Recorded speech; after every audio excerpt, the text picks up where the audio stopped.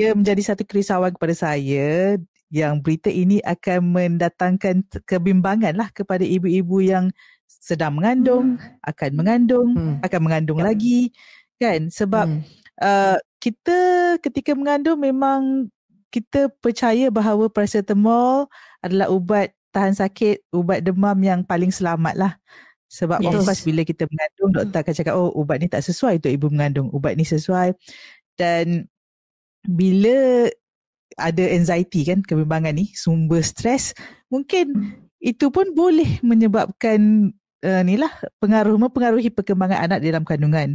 Itu satu.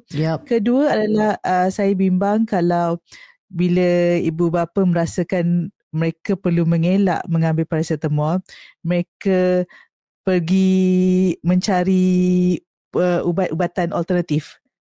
Mungkin tradisional, mungkin cara-cara lain yang sebenarnya tidak regulated, tidak ada bukti yang ia selamat ataupun yalah boleh mendatangkan mudarat kan. Itu adalah satu yang saya rasa macam agak itu risiko takut juga jugalah.